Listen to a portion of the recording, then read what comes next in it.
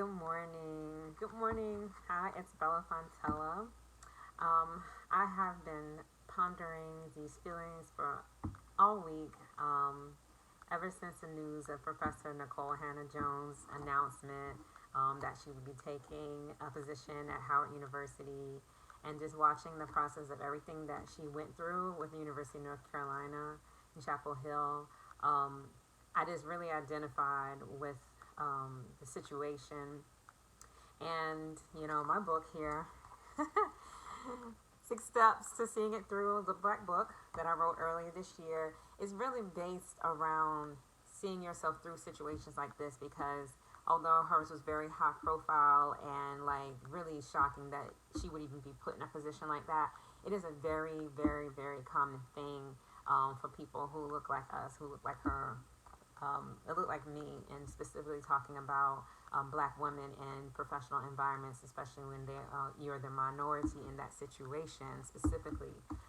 And I just thought that I wanted to talk about what it is like to go through that type of situation, and that even though it was very high profile for her, that she's still a human being that had private moments and that did not want to be on a national stage in a situation like that. It's just so easy from the outside to see these people as these big figures that they can just take anything that's thrown at them, and that they're just have no feelings and they're strong the whole time, and that nothing can break them. But in their own moments, no one wants to be humiliated like that. No one wants to be turned down for a job in front of the whole entire world when you are exemplary in your work. And there was absolutely no reason why she shouldn't have received the position, like so many of us who know that we were worthy and that we were more than enough, and that our more than enoughness kept us out of those positions.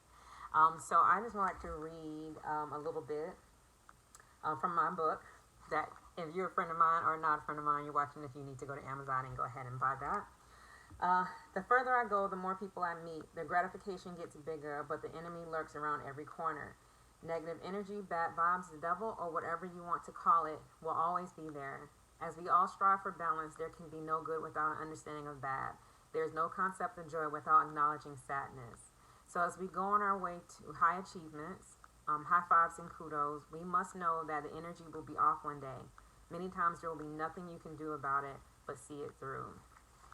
And in my book and my course, the 6 Steps to Seeing It Through from the Boss Academy for Women Leading, I talk about those 6 steps in depth, that I would like really anyone to take the course. But if you're in a position like me, and have gone things like I've gone through, you really need to take a look at these 6 steps, because it'll prepare you for when those situations come again. I'm trying to find the page in the book. It's page 8.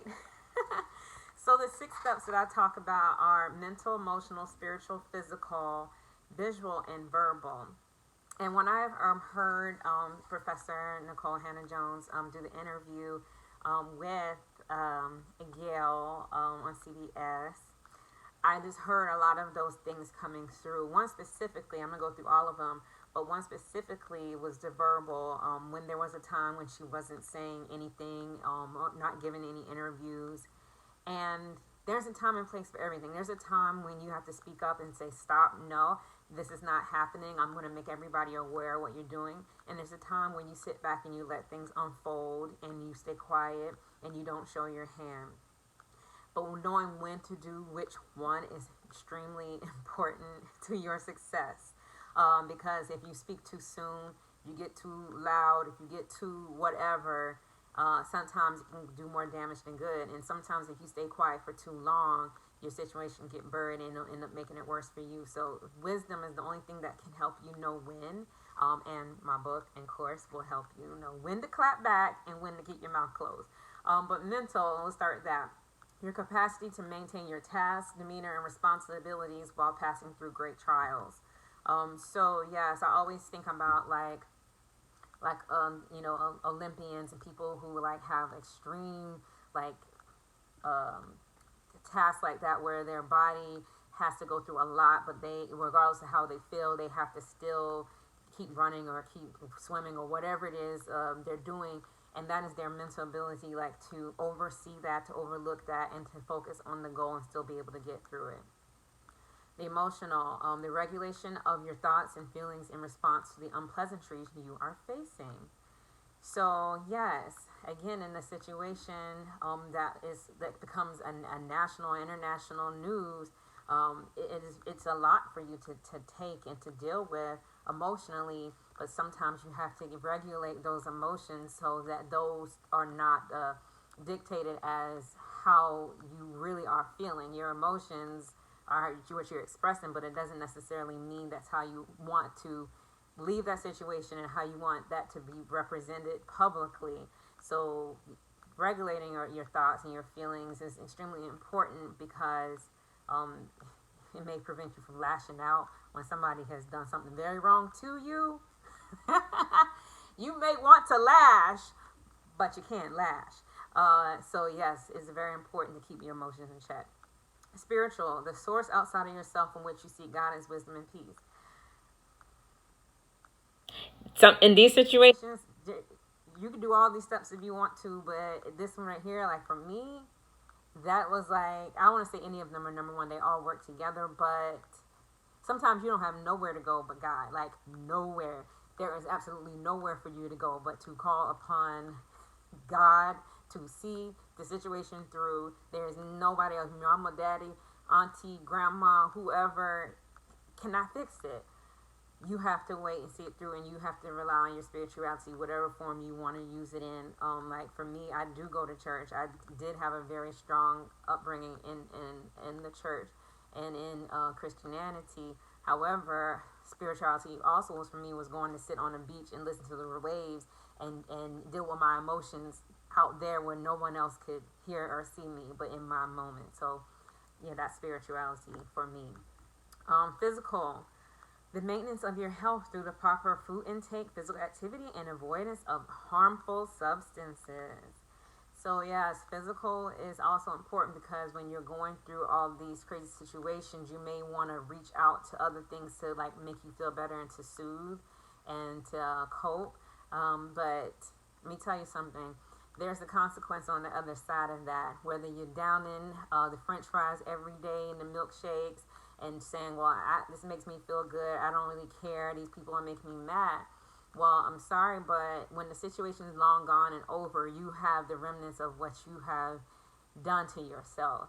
And so, I mean, I'm not saying that, don't eat what you want, but it's just being mindful of, I'm not going to use this as an excuse to do whatever I want to do that can jeopardize my body. And that's very important because we want instant gratification. We want to feel better now. When somebody has done something to us to hurt us or to go against us or to like clearly demean or minimize us, however you take it out on yourself can have long-term effects. So just keeping that in mind as part of like the 6 steps of I need to keep exercising, I need to keep walking. Yeah, I'm mad, yeah, I'm sad, but that's not going to interrupt my routine. I still have something that I'm trying to accomplish with my body and my goals, and to keep myself together. Yes, physical, like I said, substances. This also includes alcohol, drugs, anything that you are putting in your body that is going to influence you to move in a different way and not in a sound mind. This is not the time to be, you know, blacked out, drunk, trying to wash and wipe your issues away through outside substances. That is also going to lead you down a bad path and may affect your job depending on, the requirements of your job. So again, finding other ways to cope is very, very important and deals with, but going back to that mental strength and being able to handle and regulate your emotions. So, not just food, not just exercise, but what you're putting in your body that is not going to be good for you, that can affect you in the long run and make your situation that is this small right now turn into something really big, and that could ruin the rest of your life because of personal decisions that you've made and how you chose to cope. So, yeah, I just wanted to make sure that was in there. Visual, your desire to maintain an outward appearance and of wellness, stability, and balance through clothing, accessories, and personal grooming. So, yes, I like to fashion. I like fashion. I like good. I like a little makeup, and I like all of that. However, if somebody is or some entity is trying to bring you down and you're upset, putting on the sweats and sloshing around town like you don't care, it's not going to help anything. Okay, that does not help the situation at all. I'm not here to judge on how you walk out of the house. That's your business, what you do. But if you're a person who once cared about how you look and that was important to you to ensure that you did have some type of esteem about the way you looked or groom yourself, keeping your hair or whatever, you need to maintain that. You don't want the enemy to see that they are affecting you. You're not doing this to please them, but you're doing this as, like, for me, always like a shield. Like, I'm putting on my armor. Like, no matter what's going on, I'm not going to let you impact me. And so my clothes are going to be on point. My hair is going to be on point. My makeup's going to be on point. You will never see that you've shaken me. You did not do anything to impact me. And so that is, to me, very important. Whatever your level of grooming is, whether you decided to take your glam down and be a little bit more subtle, whether you wanted to take your glam up and be a little bit more noticeable in your look, whatever it is, you just need to redirect your energy and make sure that you're not changing from outside forces.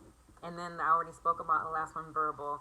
The knowledge of what to say, when to say it, and who to say it to at appropriate times. Everybody doesn't need to know your business. A lot of people move in silence. You see the hashtag, move in silence, whatever. There's a time, again, when you need to speak up to make sure that your voice is heard and you're understood, and that you've been recognized for how you feel. And then there's times where you need to observe the situation clearly, gather all the information you can, go back deep and reflect. I've been in a situation recently where I felt some type of way about something, honey. I felt some type of way, and I was correct in what I felt. But it's not about how I feel, like I get to later in the book. It's not about how I feel. Not about how I feel. Who cares how I feel? It's about what actually was done. And my feelings, because I'm more mature in my journey of healing, self-healing, and awareness, I said, okay, I feel some type of way, but why? Let me dig deep, go all the way back to the beginning of where I can identify something went wrong. Okay, it went wrong here, then this happened, and this happened, and this happened, and now we're here at this moment.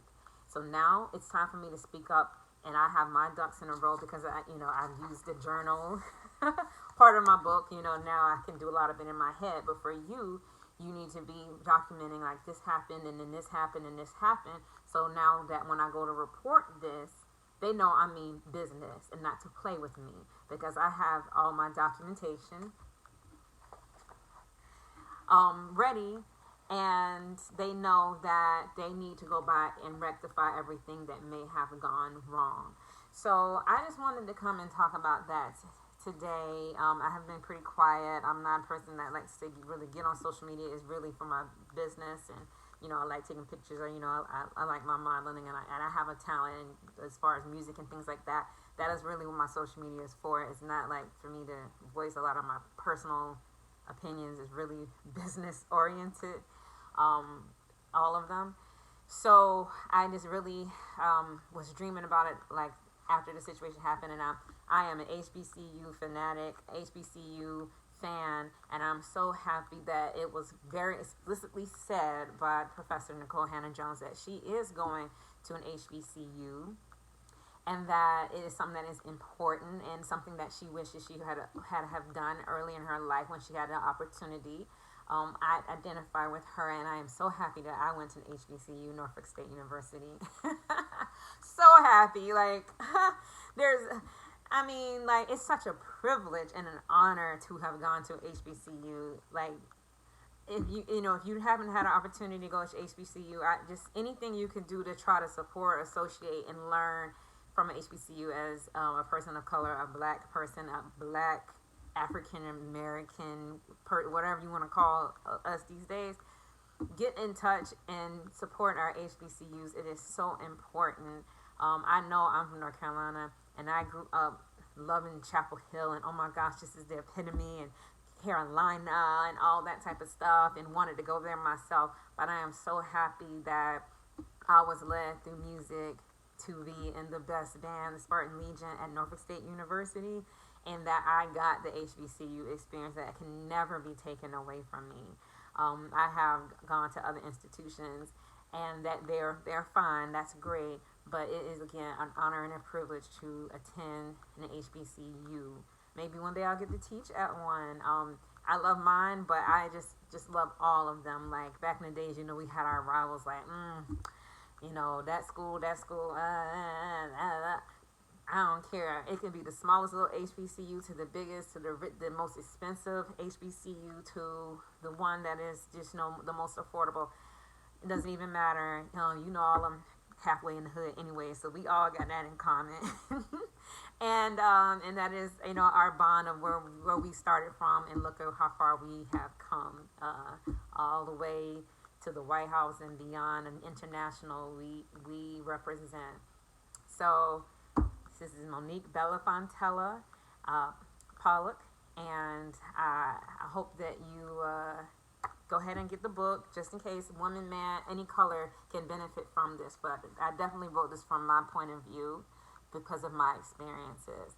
Again, that I really identified with the professor, and I hope her the best, and all of people going through situations like this. I hope you the best, and that I've been able to inspire you to stay strong, and that you to use your 6 steps, one of them to 6 of them, whatever you need to see it through, because you will get through one day, and you will be happy on the other side. Happy Sunday.